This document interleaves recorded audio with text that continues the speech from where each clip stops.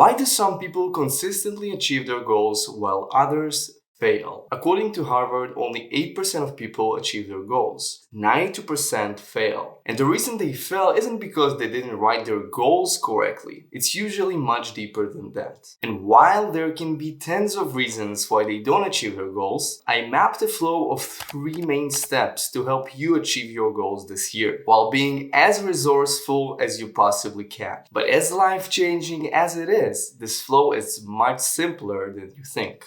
Most of my life I was pretty introverted and wasn't really socializing much. I spent my time achieving different goals I've set to myself. Clearing difficult video games, collecting stuff, passing exams and tests. I started my bachelor's degree when I was 13, and it took me a few years until I started socializing really and learning to be a real human being. But I learned to move fast and to hit my goals consistently and effectively. I still remember how I failed my first university exam twice in a row and I cried like a kid. And as bad as it felt, this is when my father taught me a really important concept. When you fail, you learn. And this I developed to when you fail fast, you learn faster. Imagine breezing through life where everything comes easily to you. In this case, the first challenge you'd come across would probably crush you. But as average people, we have a huge opportunity. Sometimes these lessons feel soul-crushing, but we're always presented with a choice to either let them crush us or use them as fuel for growth. And while some mistakes can feel really bad, only in detachment we can truly see the practical wisdom that life presents us. Some may find it easy to learn from success, but hard to learn from failure. Only together they give us a good representation of reality. And this is part 1 of the flow. Fail fast. But here's where many people fall into a trap. A trap that is not only common, but can feel impossible to identify, which prevents us from learning from our own failures. We don't realize we failed. The lesson presents itself to us, but we don't see it there. This may lead to making the same exact mistake every single time. The same mistakes will keep happening, but we won't even know why. This is when most people feel stuck. I've had this feeling in various areas of my life, from dating to business. As humans, we're all vulnerable to this, no matter how much we learn and grow. And while there can be many solutions to this, I find my comfort in data and logic. Trying to understand what truly went well and what truly went wrong goes a long way in creating a long-lasting difference. In the long run, the insights I gather help me push forward. The real difference comes with compound learning and a constant open mind.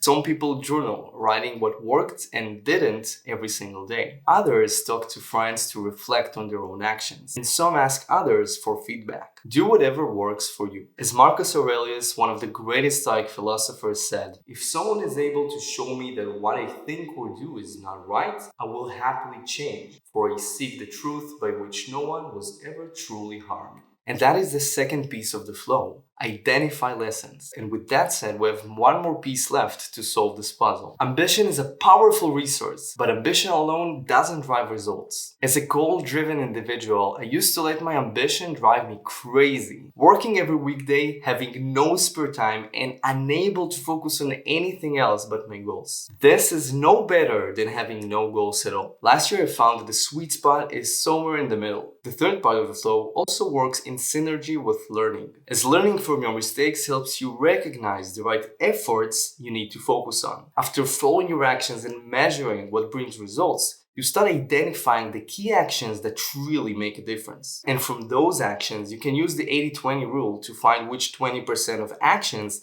bring 80% of your results. When ambition is paired with the key actions that bring lasting results, you can build a system, a habit, or whatever you call something that you do over and over again. It's basically the same thing. You might as well call it a pancake if you really want to. I don't care as long as you stick to it religiously. Whatever you come up with in this step will be your system. Because you used hard-earned lessons and data, the system you build is a proven set of actions that can bring you 80% of your results with 20% effort. When the time comes to execute the system, some people may want to give up. But people who reach their goals successfully consistently stick to the system, even if they find it boring or not exciting, because they know that this is data proven. This is what brings results. And the only reason they will change their system is if they have new data proven knowledge that they can use to tweak it to bring even better results. I've had many friends with big dreams that couldn't reach their goals because they set systems they couldn't handle. So make sure to build a system you can actually commit to. If you know you overestimate yourself when planning ahead, tone it down. Adjust your system to your own personality and what you learned about yourself. Because everyone is different and there's no one right way to do stuff. And that is, my friends, the last piece of the puzzle. Build lazy systems. To sum up, this goal-crushing flow consists of 3 simple parts. Fail fast, identify lessons, and build lazy systems. Every part of this flow grows the others. So the more action you take, the more you fail. The more you fail, the more you learn. The more you learn, your systems become smoother. And the smoother your systems are, your failures become more nuanced, further developing your expertise and helping you tune in your systems even further. And the more you stick to this 3-part flow, your growth becomes faster from month to month. Let's see how this flow works by breaking down my YouTube goals for this year. My main 2 goals from YouTube this year is to reach 100,000 subscribers and a monthly sum of money I want to make from YouTube AdSense every single month. Luckily, I already uploaded over 500 videos, so there's plenty of data for me to use. Over the last 2 months, I analyzed a lot of data from my channel and put my insights into a Google Sheet I built. I organized these insights into different groups that I found logical. Because my goal is making money this year and not only getting subscribers, I looked which actions brought me towards this goal and which didn't. I realized that while making YouTube Shorts brings me tons of views and tons of subscribers, and makes me feel really good with myself, it didn't really help me achieve this goal. Long term, I lose time by making them. So although I made almost 300 shorts in the past 4 years, with my current goals, I realized it's much better to invest my time into long-form videos. So I came back to research which long-form videos worked best for me, which were a waste of my time, and which topics I can cover to reach more people. It was really hard for me to accept this, but over the last 4 years, most of the videos I've made were not the optimal videos for my new strategy and goals moving forward. Yet again, the data doesn't lie. After learning this, I built a very simple weekly plan of output that needs to happen, with all the tweaks needed to make it work the way I want it to work. It required a lot of changes and honestly feels quite unintuitive to commit to. But because I have everything written, I know for sure that this is the fastest way with the data I have today to achieve my long-term goals. And if it means I'll need to spend less time in the long run, it's worth the uneasy feeling I'm having right now.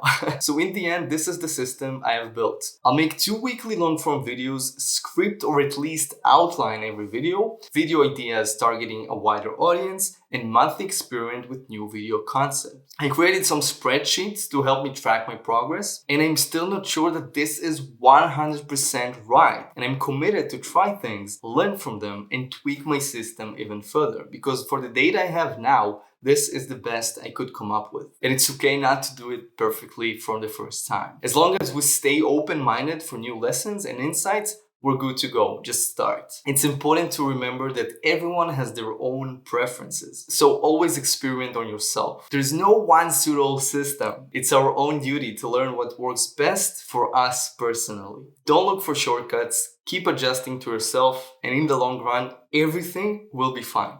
Just trust the process. Keep in mind that you may learn things on the way that will require you to adjust your system. I recommend reflecting on your systems quarterly. Some people may prefer to do it every month or once a year. It's up to you and what works for you. Nothing is constant, but also when you find a new piece of information, just write it somewhere and go back to it when you're ready to review your systems. Just take it easy. You don't need to constantly be improving because that's kind of toxic. As someone who experiences anxiety and stress, this flow helps me sleep better at night and stay calm while managing different processes, businesses, and projects. Knowing that I can gather everything I need to achieve my goals without being overwhelmed by being patient and sticking to this flow is priceless. And I hope it will help you achieve the goals you've set. And you know what else can help you achieve your goals?